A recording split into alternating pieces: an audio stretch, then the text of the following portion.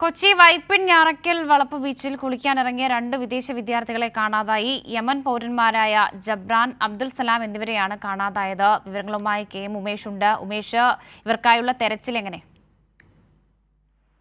വർഷ ഇപ്പോഴും തെരച്ചിൽ പുരോഗമിക്കുകയാണ്. ഏതാണ്ട് 1 മണിക്കൂർ മുമ്പാണ് ഈ സംഭവം ഉണ്ടായത്.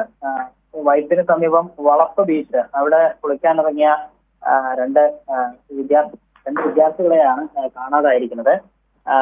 അത് യമൻ സ്വദേശികളാണ് ഇവർ എന്നാണ് മനസ്സിലാക്കുന്നത്. 9 പേരടങ്ങുന്ന സംഘം, യമനിൽ നിന്നുള്ള 9 പേരടങ്ങുന്ന സംഘം.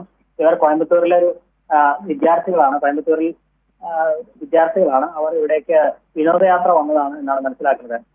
ആ കൂട്ടത്തിലുണ്ടായിരുന്ന 9 പേരിൽ 2 പേർ, അതായത് ജുബ്രാനും അബ്ദുൽ സലാമും, ഇവർ കടലിൽ കുളിക്കാൻ ഇറങ്ങിയപ്പോഴാണ് ഈ തിരയിൽപ്പെട്ട് കാണാതായിരിക്കുന്നത്.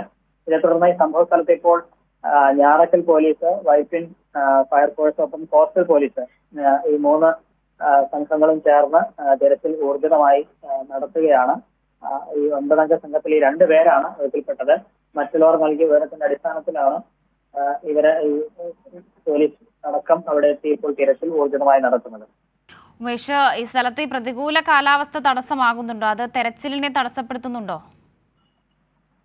സ്വാഭാവികമായും കടലാണ്, അതിൻ്റെതായ ബുദ്ധിമുട്ടുകളുണ്ട്. അതാണ് കോസ്റ്റൽ പോലീസിന്റെ ഒക്കെ സഹായം തേടിയത്. ആ സാഹചര്യത്തിലാണ് മറൈൻ എൻഫോഴ്സ്മെന്റ് അടക്കം ഉണ്ട് എന്നാണ് മനസ്സിലാക്കുന്നത്. അങ്ങനെ സാധ്യമായ എല്ലാ വഴികളും തേടുന്നുണ്ട്.